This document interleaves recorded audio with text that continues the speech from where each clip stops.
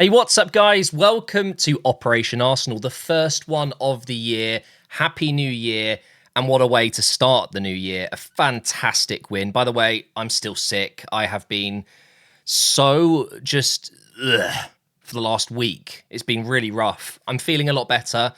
My voice is slowly coming back. But yeah, apologies for lack of content over Christmas and over New Year.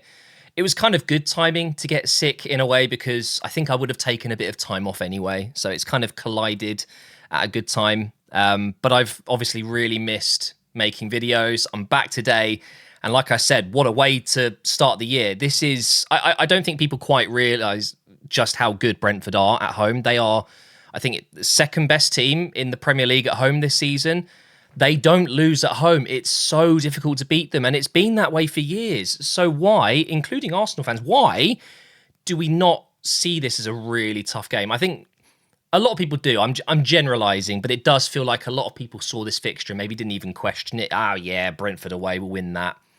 Away from home, they're not great. They're very inconsistent, and that is why they're mid-table. But Brentford at home are no joke, and we've gone 1-0 down, completely against the run of play. I mean, you can literally see what happened here. We were dominating, and then they get one little chance, and Mbeumo slots it home.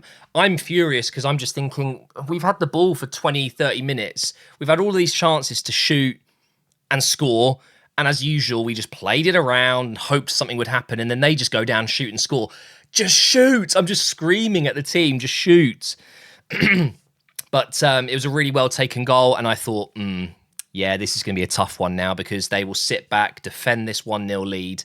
Thankfully, it was a little bit lucky, the Jesus goal. A bit of pinball going on in the box, and a shot comes in. And by the way, I think, was it Partey's shot? I need to talk about Partey, by the way. We'll get onto that. But Jesus with a proper poacher's finish, heads it in. And then, of course, in the second half, early on, Marino scored. I actually missed it. I went to the toilet. So that was great. Sat down, saw it was 2-1. Heard my phone celebrate. It cheered. And I thought, oh no, Brentford have scored, haven't they? But no, it was good, 2-1. And then we made it 3-1 soon after that. And then honestly, the rest of the second half was, I mean, we controlled the game. It was fine.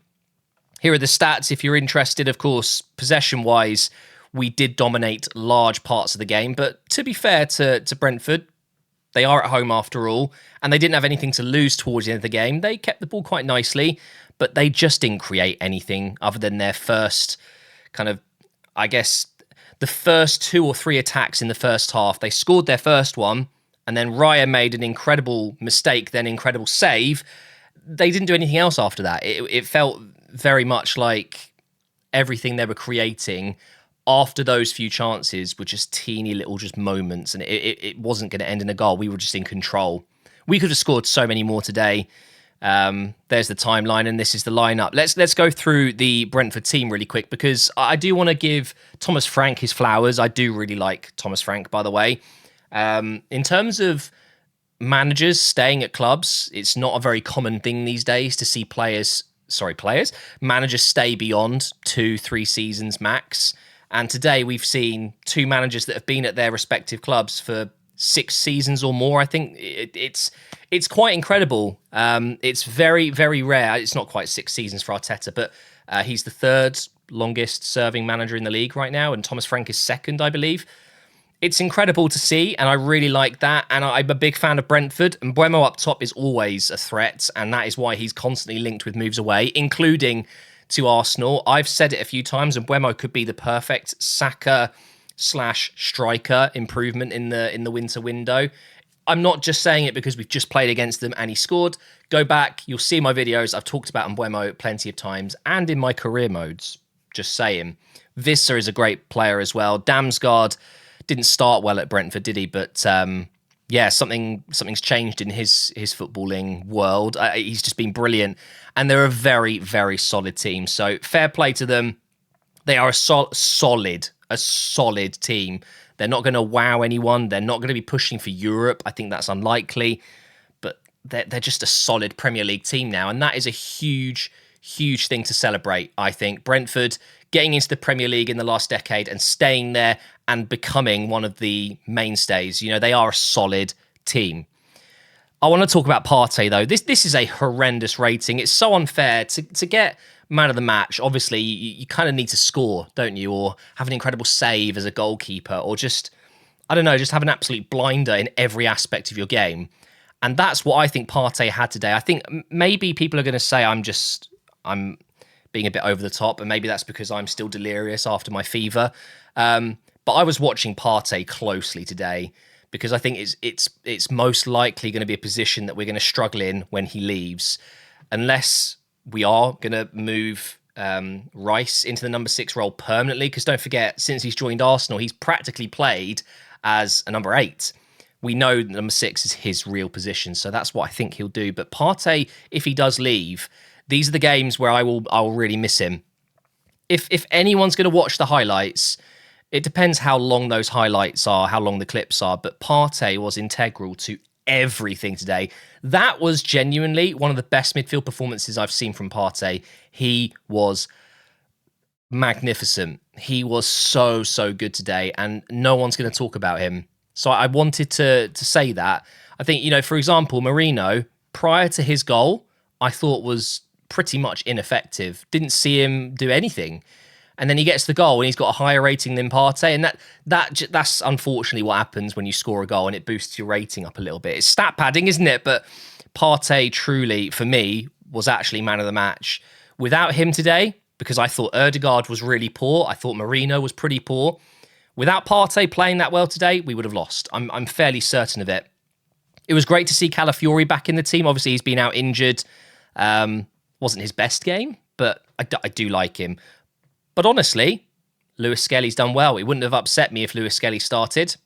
Gabriel, Saliba did their usual, very solid at the back. Timber got a pretty stupid yellow. I don't agree with that. And he now misses the Brighton game. I think it's Brighton next. And Raya, I mean, that moment, I mentioned it earlier, he made a pretty substantial mistake. A shot came in and he kind of fumbled it. But then the reaction and the way he's kept it out, unbelievable. And some of the goal kicks, well, not even goal kicks, but he kicks it out from catching it from a corner or whatever, or throwing the ball out. And obviously when you've got a player like Martinelli making those runs, when you've got a goalkeeper that can launch a throw or a kick so accurately like that, it's scary. He was so good at that today against his old club. First time playing against him, right? He couldn't play against him last season. Nwaneri, how? How is Nwaneri 17 years old? I do genuinely wonder what happened in my life when I was 17 and I was doing nothing. I was making YouTube videos. Yeah.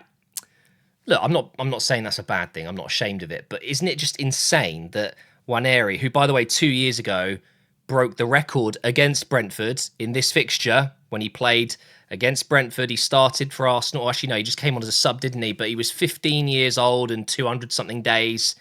And now 2 years later, he makes his first Premier League start. But to put in a performance like that in a position where Arsenal fans are so scared and worried about, he was playing in Saka's role today, and he was absolutely fantastic. Well done, Ethan Nwaneri.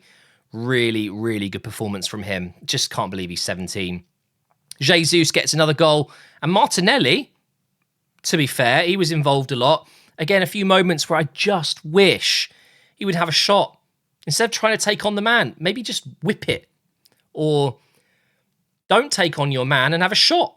It's always just, I say it a lot. It's just head down in it and hopefully I can beat my man and whip in across or then shoot. But you don't always have to take on the man.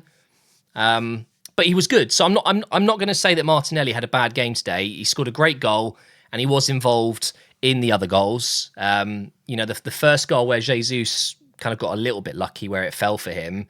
Martinelli was at the heart of that as well. He was chasing the ball down in the box when it was just bouncing around everywhere. Fair play to him.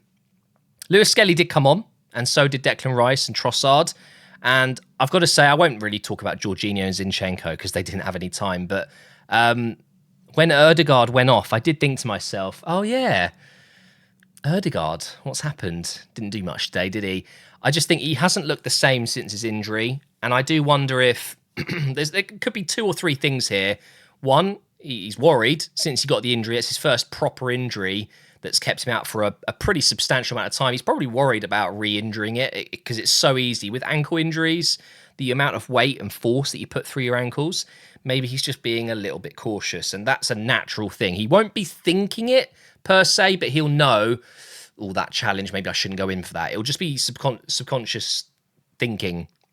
There is a word for that, and subliminal thoughts.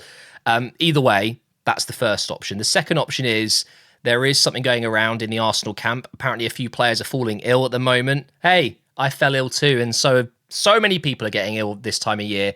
But maybe Ødegaard's coming down with that, and he wasn't feeling great tonight. Who knows?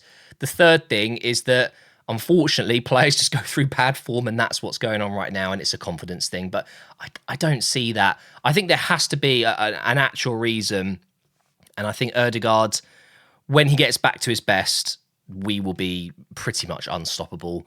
This was a really good result, though, guys. Do not sleep on this result. It's the midpoint game of the season. It closes the gap to 6 points. Of course, Liverpool have a game in hand, but they're playing one of the most scary, informed teams in the league, Manchester United next. Salah's going to feast on them. Oh, my God. I'm not looking forward to that. But put it this way, we've done our bit. All we can do now is win the next game, win the next game after that. Now, Brighton away, I would love to go to that game, but I'm going to get kicked out again, aren't I? That's not an easy game either. If you'd asked me a month or two ago, I probably would have said that that's one of the toughest games right now because Brighton were in such good form, but they have slowly slipped out of this kind of top 6, top 7, top 8. They're now mid-table. Brentford have slipped down into 12th now. Wait, no, they were already 12th, weren't they? 12th, weren't they? This table is just confusing, man. How after 19 games are Manchester United in 14th? That really is shocking, isn't it? But yeah, it's a really good result. It really is. I was a little bit worried going into the game today because you just don't know with Brentford. And they've got the most goals scored at home. We managed to limit them to basically one big chance, which they took very well, which is the story of our season, really. If you look at kind of like, you know, the stats and expected goals, if you're into that stuff, which I am to some extent, but some of the results we've had recently, even if they're games we've won, but if you look at just the goals we've conceded, they're such low quality chances or low expected goals. And that isn't a sustainable thing. Like, we will eventually just not concede those types of chances because luck will eventually catch up. We have been conceding more of these kind of goals than we should have or should be. And that will even itself out. And actually, it will go for us at some point. There is a thing here, guys. It's just maths, okay? Eventually, luck changes. And we have had games where we've had, you know, ridiculous expected goals and we haven't been able to match that. Those chances where maybe it's, I don't know, 0.3, but we miss it, they're going to go in more. You know, we are going to, I think, start picking up a little bit more luck. And that's what I think might be the difference come the end of the season. Because, look, I'm not saying Liverpool have been lucky. I'm not saying that, okay? But all I can see right now when I look at Arsenal is there is some very... I know I'm going to get hate for this, but I think we have been very unlucky at times this season. Some games where, you know, the stupid sending offs, the stupid injuries, the stupid just weird goals that we've conceded. I don't really see it happening to other clubs as much, but I'm not looking into it as much. So look, I'm being a biased Arsenal fan. I think our luck is going to turn around, and I think we'll start winning games where maybe we shouldn't be, and that's where you want to be. Ideally, you want to win games outright, of course, but those games where you lose, where you think you should have won, I hate those. I hate them so much, and I feel like that's happened a couple of times this season. And I just feel like maybe with Liverpool, maybe they're going to lose some games they should be winning. Maybe. Thank you for watching, guys. Happy New Year. And don't worry, career mode content is coming soon.